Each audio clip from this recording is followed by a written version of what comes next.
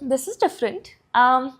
I had some 3 a.m. thoughts yesterday, and being the work in progress content creator that I am now, I want to share them with you because the first thing that came to my mind when I was going through those thoughts was, you know what, this is going to make a fun episode. Okay, as much as the setting feels okay to talk about like random ass thoughts because I think having a drink, doing this in the evening and being by myself and maybe not just between us anymore now, but I think, yeah, it still feels awkward because, well, who am I talking to? Um, Obviously, you are there, but you're not here, right? So I love talking, but you know what? Cut it. Let's just get into it. Okay, so welcome to another episode of Zero Decks Given without my co host today. But here we are talking about some random thoughts that I had between 3 a.m. and 5 a.m. last night. And all I could think of was, you know what, I gotta talk about this with someone. And another thought in my head was, I hope and I really believe that these aren't the thoughts that are there just in my head and probably a lot of other people go through. Here's a TLDR of what those thoughts look like. My very first thought that happened at about 3:11 a.m. last night was, am I being too authentic online and is it going to lead to just me being my one man army and nobody really relating to it? My second thought was, does everyone secretly really have a 5 year life plan and I'm just here without one? That got me panicky, by the way. My thought, this is a little embarrassing, but it was, do penguins have knees?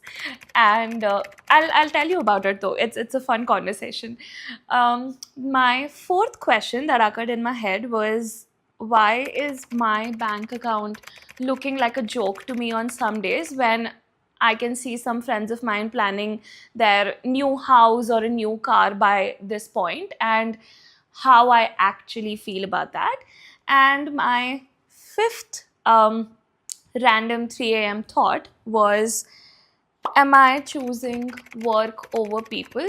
And how is that really helping me in my life? So, yeah. And you know what?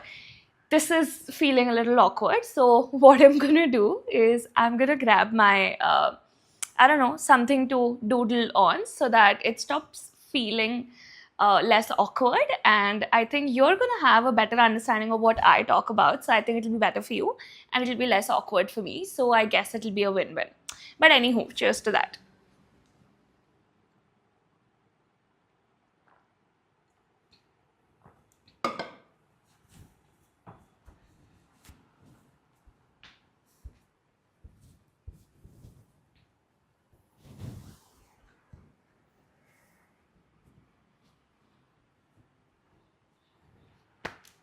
This feels much better because I think now we can finally turn our 3 a.m. anxiety into an attempt at art journaling, and I think that's going to be pretty fun. So, and I'm going to screen record this so that you can like see it once I'm done here. Um, you know what? While I was grabbing the iPad, I was just thinking that your 3 a.m. thoughts aren't really something that you should be worried about or like feel that this is something that's a big problem that you need to solve, because honestly, when you think about it, they're maybe just your brain's way of telling you that, you know what, this is the time to keep a check on yourself and just maybe see how you feel about life and act on certain things that might not feel right. Your 3 a.m. thoughts aren't really your problems to solve. Maybe it's your brain's way of telling you that, hey, Missy, it's time to keep a check on your life and just be in the moment and see how you're actually feeling about different things that are happening all around you. Okay, thought number one, am I being too authentic with everything that I'm doing? Like just one of those thoughts where, you know, at 3 a.m. at night, I was just like, what's really happening? Because I'm just being so genuinely myself, is it going to lead to a place wherein nobody relates with me and I just am this one person army and just trying to build something where I feel that a lot of people can relate with me? Because I feel that I am this person who is like, I would say, unfiltered. I talk about, I don't know, the messy side of my business. I am quite vocal about the things that, I don't know, just go not as per plan. And um, there are so many times when I have to deal with this imposter syndrome, and I'm just like, you know what? I'm going to be my own cheerleader. It's going to be all okay. And hopefully, I'll find my right tribe, I can say.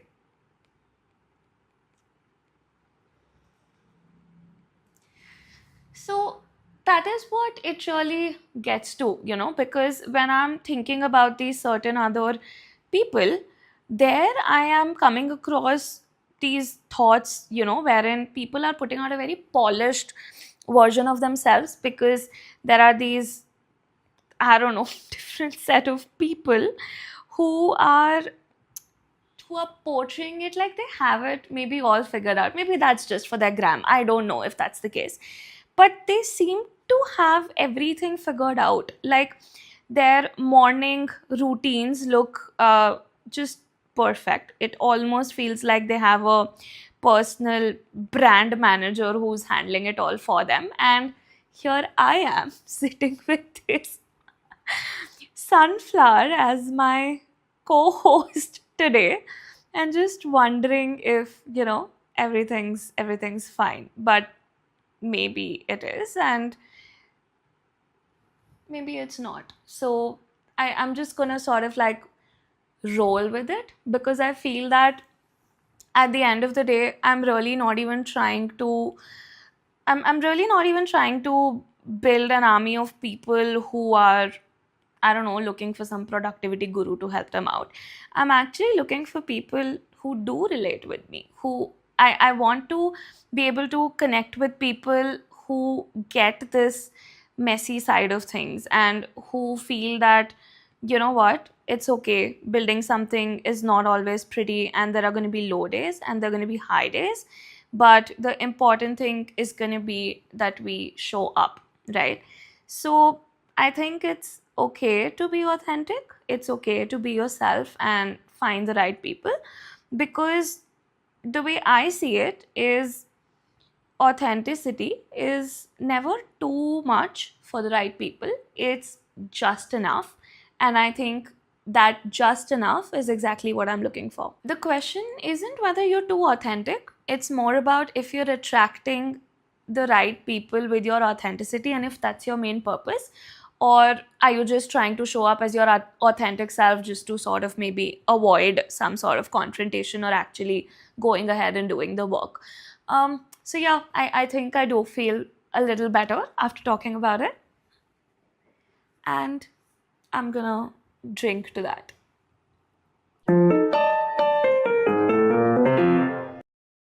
Okay, time for thought number two.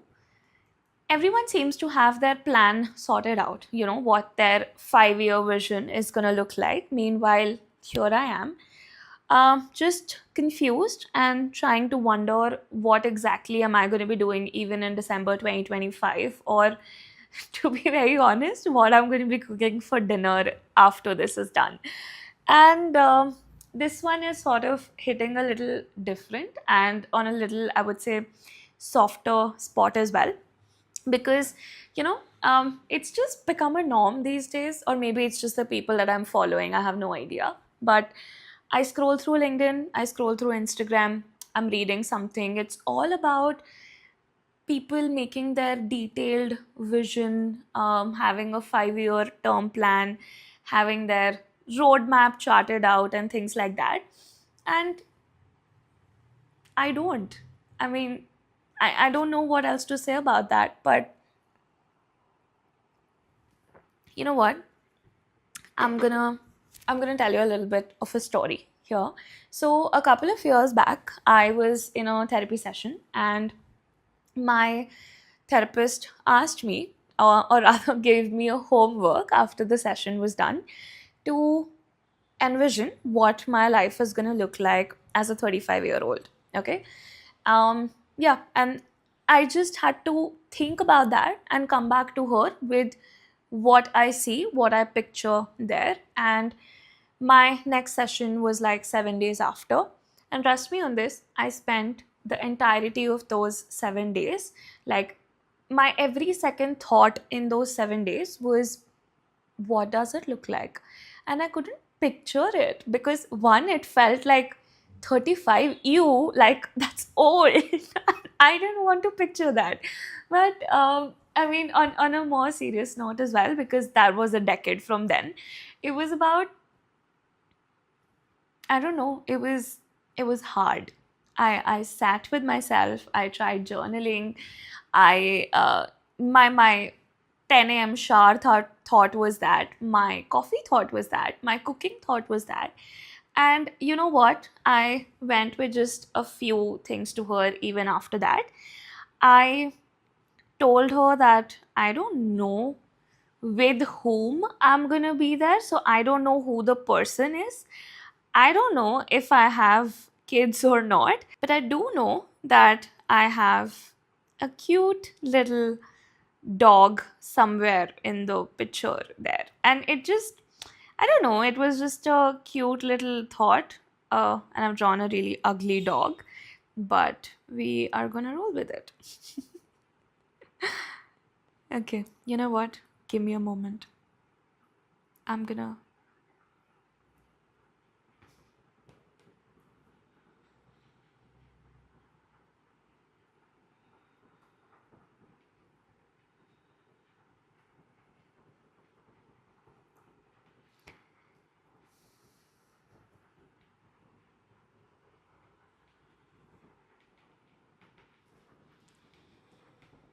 Okay, so, it was just this thought that I don't know what I'm doing, who I'm with, and what exactly is going on in my life at the moment. So, all I could picture was something that was cozy. So, something that felt more like home and more like me, basically, a place that felt like super, super creative, super happy, and just I don't know, had a love of the dog. I could not picture how many crores ka business I'm gonna have, whether I'm gonna be with some kids or not by that time. But I just went with that, okay? And I think that that particular thing felt okay because it was more about me and how much I could picture in my life at the time. And I felt that having that kind of thought is somehow okay because it's your picture, right? It's your vision. And it's okay if you have lesser number of things sorted by then. There are CEOs who have a 5-year plan and then they run with it. They build teams with it. But to be very fair, there are also CEOs like me who probably just make a 1-year plan and then take it from there because once that year ends, they plan the next growth plan. And I think that that should be okay. People should be comfortable with that. So I'm going to continue to be that person who takes it one step at a time, or let's say 3 steps at a time. But whatever my version looks like, I'm going to be okay with that version for a while. Now that I think of it, the whole reason why this particular 3 a.m. thought even had to occur in a negative way, because, well, right now I'm all chill about it and I'm sharing it with you. But why this thought occurred is because when this year started, I did not or could not come up with my vision board. I did one the year before, but when this year started, I was just not in a good headspace. So, because I could not do that, I think somewhere in my head, it still bugs me, and I keep this in my head like, you know what, where are you headed? What are you doing? Why didn't you make a vision board? Or why couldn't you put certain things down that you wanted in this year for yourself? But I'm going to change that thought, I think. So hopefully, this 3 a.m. thought doesn't occur again, because I am just going to focus on what feels right in this moment, or what my next 2 steps are going to be, so that life feels better, I feel more productive, and hopefully I have better 3 a.m. thoughts.